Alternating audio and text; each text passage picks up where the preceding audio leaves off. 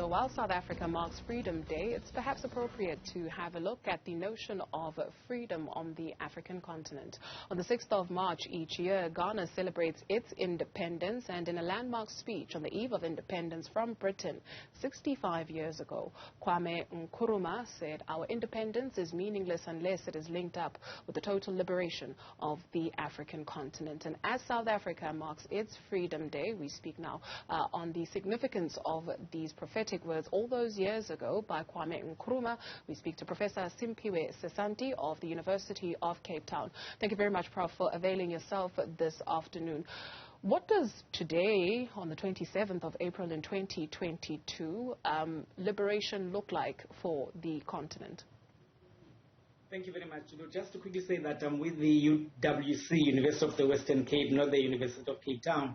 But having said that, it is a very remarkable day today, marking the 50th anniversary of the great Pan-Africanist Kwame Nkrumah, who believed, as you were saying earlier on, that the independence of Ghana, when the country became independent on March 6, 1957, would be meaningless unless and until the entire African continent became free. So one of the first things that Kwame Nkrumah was teaching through Pan-Africanism was that all African people were one, whether these people were in slavery or in the diaspora, or whether they were on the African continent. And he was saying as well that it was not acceptable that Europe should have decided in 1884 that they would balkanize the African continent and set us up and divide us, and that we would accept that very same identity imposed upon us, as it is today, where you will see that, throughout the African continent, African people are regarding one another as foreigners. It happened, in fact, immediately after Kwame Nkrumah was overthrown in 1966. In 1969, the Ghanaians chased away the Nigerians out of Ghana and called them, foreigners. And the Nigerians did the same thing in 1983. And it is that has been happening throughout.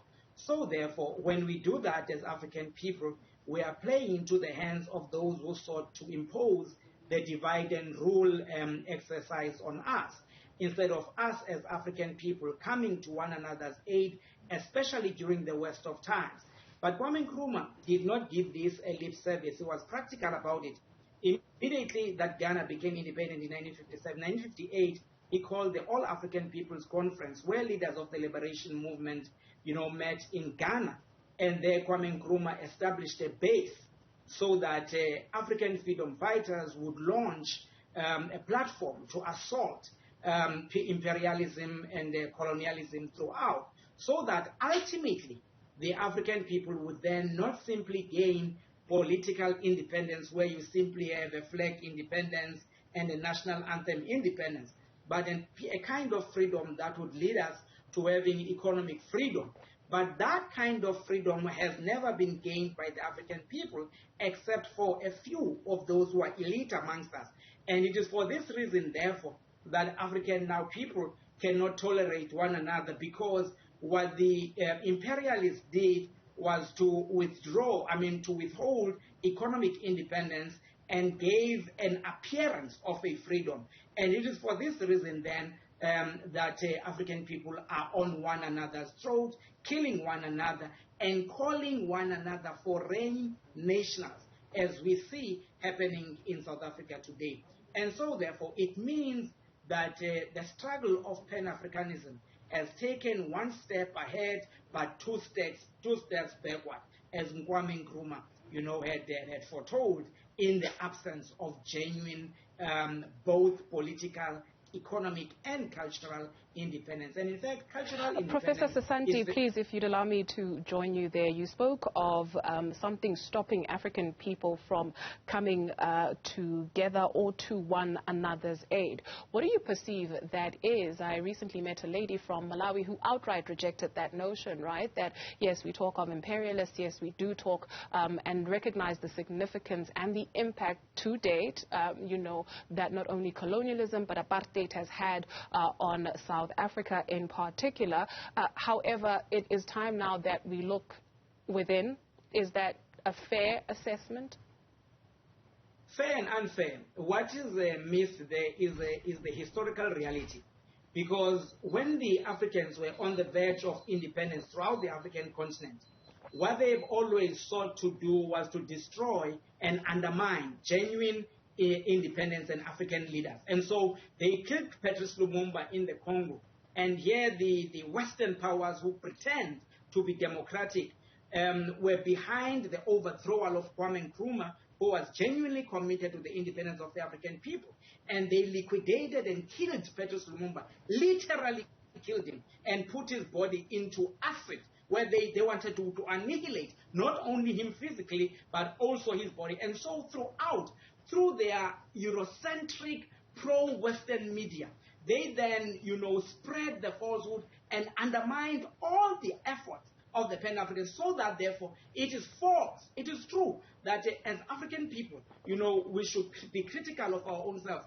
And there are those amongst us who have been opportunistic, those amongst us who have been selfish, but imperialism has taken an active stance in making sure that Africa would be led by stooges who would serve the interests of our oppressors and who would undermine the interests of the African people. And so never, as Patrice Lumumba said, when he was writing his letter to his wife when he was being incarcerated, he said that these people have never been genuine in giving us our independence.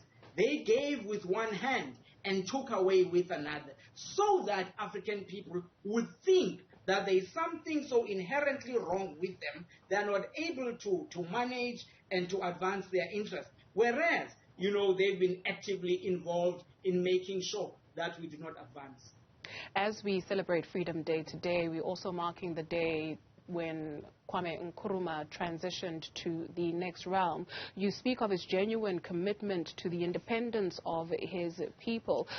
However, we are told, right, by some that history has recorded within his ranks some level of corruption. He inherited a country that was healthy, banking-wise, and then he left it on a deficit due to that corruption, which is something that still plagues that nation today.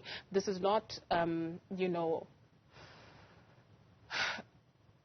an exception to the rule, if you will. We see this a lot on the continent, right? So former liberation parties that today stand accused and even know themselves that they have to rectify because there's corruption. Somebody who was born in 1972, who's 50 today, is still not enjoying that economic freedom that you speak of.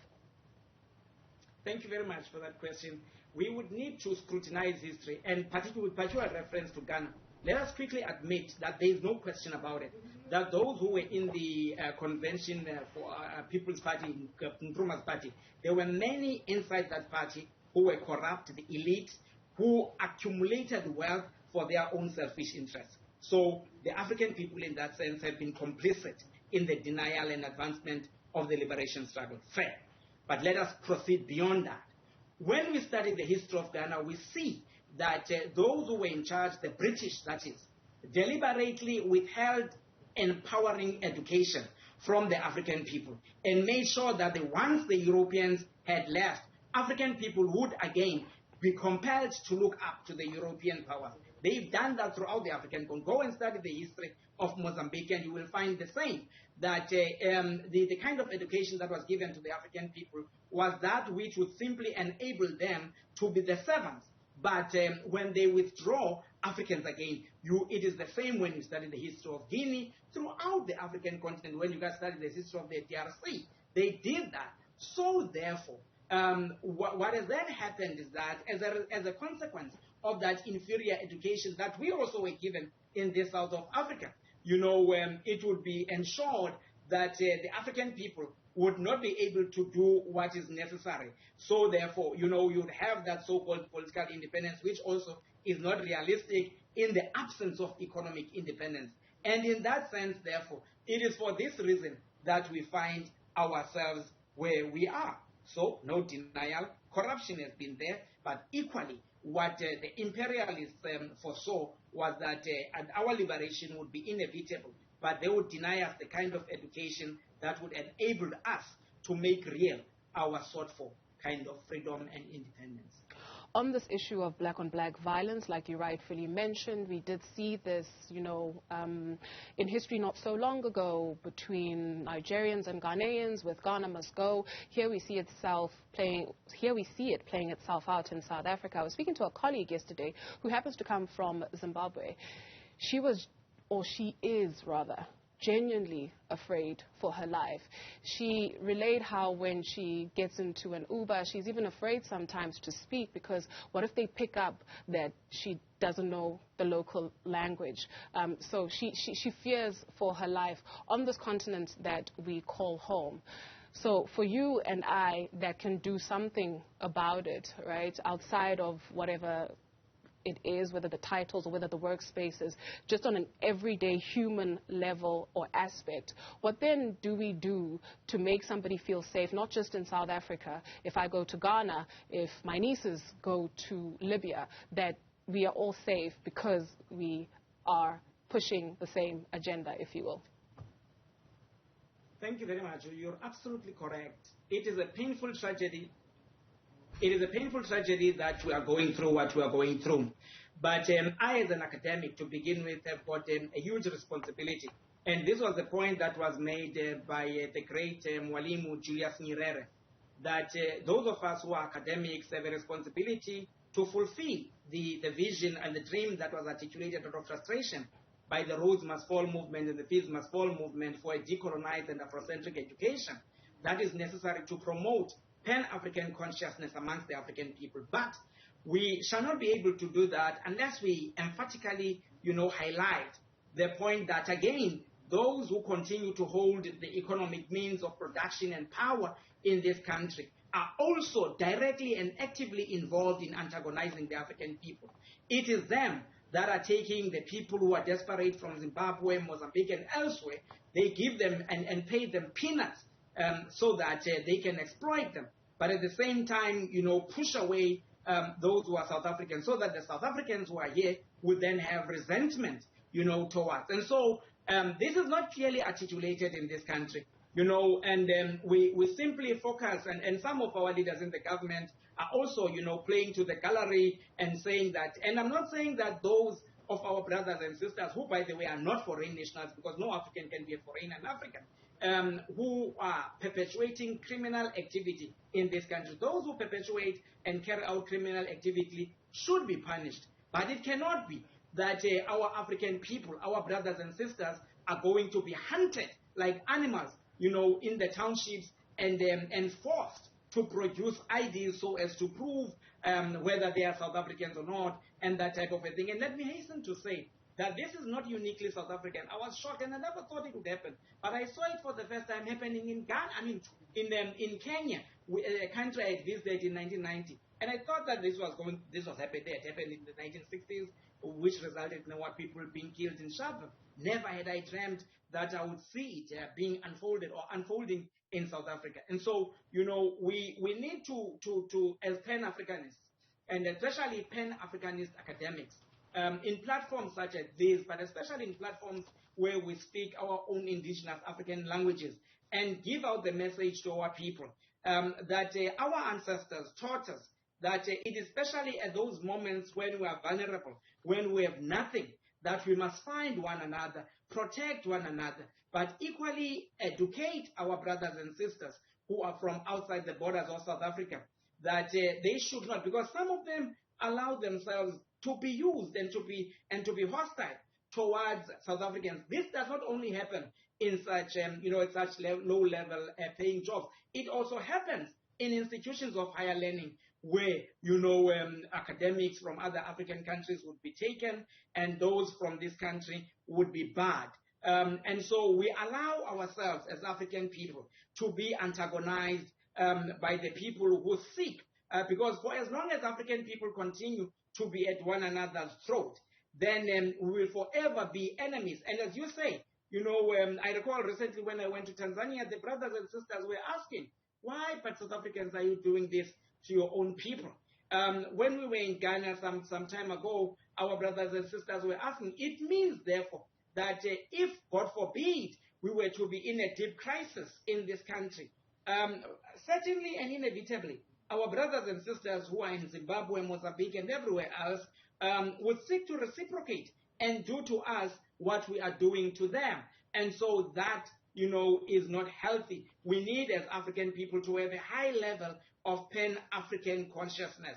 And it is our responsibility. And we must do this actively through Afrocentric education, not only at institutions of higher level learning, but very much from lower levels of learning. We must inculcate into the minds of the African people that we are one people. We migrated, some of us migrated from the east, and some from the west, and some from the north. We are one African people who have been moving up and down the African continent. And therefore, we have no business to call our own brothers and sisters foreigners.